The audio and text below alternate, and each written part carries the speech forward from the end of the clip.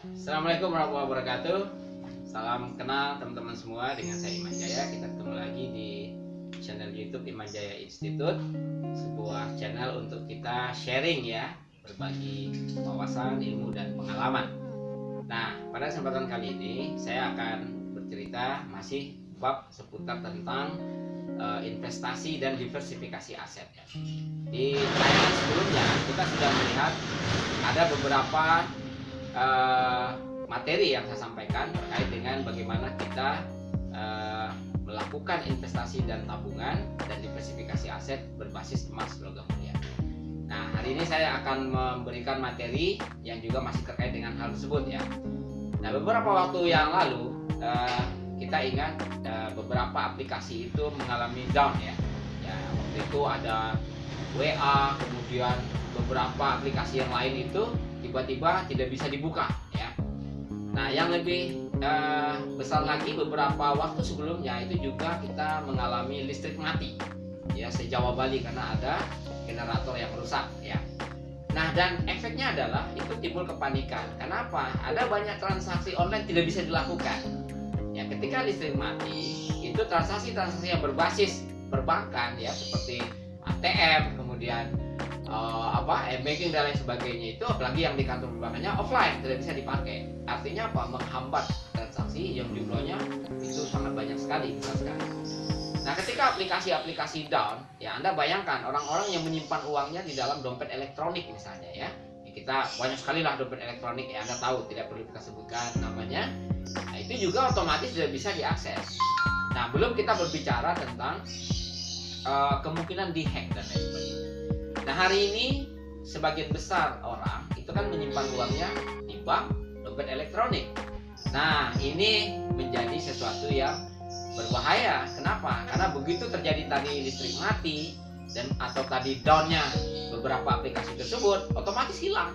Ya, apalagi kalau dihack ya. Apalagi belum kita bicara kasus ya, bagaimana ATM dibobol, rekening orang tiba-tiba lenyap miliaran ya karena dihack dan lain sebagainya. Nah, atau tadi aplikasi-aplikasi itu bisa juga selain dihack atau mati sementara misalnya, sehingga kita nggak bisa melakukan transaksi. Nah, maka disinilah pentingnya kita melakukan diversifikasi ya. Jadi ada satu pepatah, jangan meletakkan telur di satu keranjang. Jadi kita letakkan di beberapa tempat. Nah, saya sangat menyarankan tadi ya, selain Anda meletakkan di bank, nah, bank itu letakkan untuk transaksi harian. Ya, kita tetap harus punya dompet elektronik juga memudahkan kita transaksi. Namun jangan lupa, Anda perlu uang tunai yang dipegang di tangan. Itulah berjaga-jaga ketika terjadi hal-hal tadi itu, aplikasi down, listrik mati dan sebagainya. Dan jangan lupa, ada satu cara untuk menyimpan aset kita yang paling aman adalah emas logam mulia. Nah, jadi dengan Anda meletakkan di emas logam mulia, nah, kenapa emas logam mulia? Kenapa tidak yang lain? Karena emas logam mulia ini adalah aset yang liquid. Jadi yang pertama, keuntungan menyimpan emas logam mulia batangan apa? Yang pertama, harganya terus naik dalam hitungan jangka panjang ya, setahun ke atas ya. Yang kedua adalah dia mudah dicairkan. Jadi kapan waktu Anda misalnya butuh, ya Anda tinggal datang ke Pegadaian, digadai, itu udah cair dia, hanya hitungan menit ya. Atau Anda datang ke bank syariah, ya dijual pun mudah ya. Anda bisa jual ke toko emas atau ke agen, itu otomatis Anda akan mencairkan uang Anda. Dibanding misalnya Anda punya aset, lalu Anda simpan misalkan di dalam bentuk tanah atau properti atau kendaraan dan lain sebagainya, ya otomatis pertama harganya akan turun. Yang kedua adalah ya itu agak sulit untuk dicairkan. Nah, jadi seperti itu bagaimana kita mendiversifikasi aset-aset kita ya. Jadi bagaimana kita punya cadangan-cadangan aset tidak hanya di satu tempat ya, tidak hanya di bank, tidak hanya di dompet elektronik, tapi juga dalam bentuk emas batangan logam mulia. Ini salah satu hal yang penting kita lakukan. Nah, kemudian yang ingin saya sampaikan, bagaimana kita juga harus memiliki rencana jangka panjang memiliki aset. Kalau kita meletakkan uang hanya di bank misalnya, maka satu kerugian adalah tadi, selain ancaman ya, di hack, kemudian bisa hilang, raib mendadak sekarang banyak ya, tiba-tiba uang miliaran hilang atau jejak karena dicuri oleh ahli-ahli IT hacker kan. Nah, di luar itu juga inflasi, jangan lupa ya, dengan adanya inflasi nilai uang kita mungkin turun. Nah, kemudian di luar itu adalah kalau Anda simpannya di dompet elektronik, tadi kita udah tahu risikonya kan, Kalau tiba-tiba aplikasinya down atau mati gitu kan, atau tiba-tiba nggak bisa diakses, uang kita nggak bisa dipakai gitu kan. Nah, kemudian untuk jangka panjang kita juga perlu aset ya. Jadi aset itu biasanya yang paling bagus adalah properti, jadi tanah, rumah, dan sejenisnya.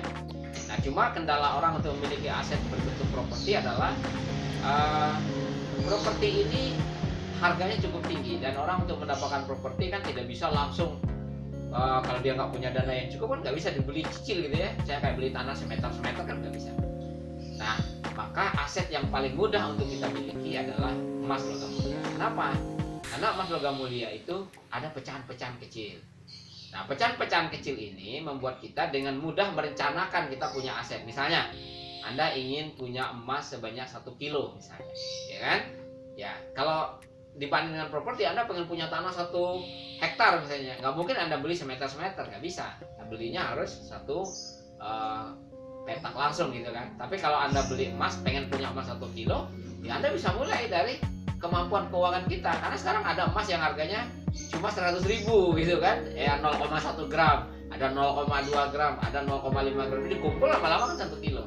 Nah, kita bisa membuat planning perencanaan berbasis emas. Dan kalau Anda lakukan itu secara disiplin 1, 2, 3 tahun, apa 5 tahun, ya bisa sangat mungkin Anda punya emas itu 1 kilo bahkan lebih gitu. Ya, kenapa? Kita bisa mengangsurnya dari angka-angka yang terjangkau. Baik, demikian mungkin untuk sharing kita kali ini.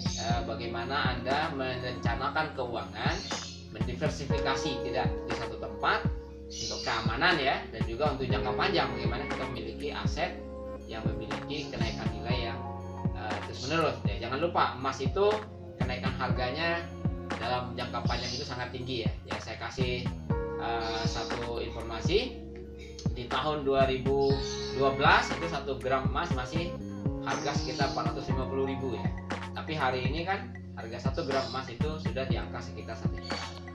Nah, artinya apa? Ada kenaikan yang sangat tinggi. Nah, prediksi orang dengan adanya krisis ekonomi, apalagi kemarin ada perang ya, Rusia Ukraina dan lain sebagainya, dan ke depan juga ekonomi nggak stabil, harga emas itu biasanya ada krisis, dia melonjak sama kayak dolar. Nah, ini kalau Anda punya emas yang udah Anda kumpulkan dalam waktu yang cukup lama dengan jumlah yang cukup besar, 100 gram, 500 gram, apalagi 1 kilo, itu Anda akan menikmati kenaikan harga yang luar biasa dan keuntungan otomatis walaupun emasnya hanya disimpan dan didiamkan. Nah, demikian, terima kasih, sampai ketemu lagi di materi kita berikutnya di channel Imajaya Institute. Assalamualaikum warahmatullahi wabarakatuh.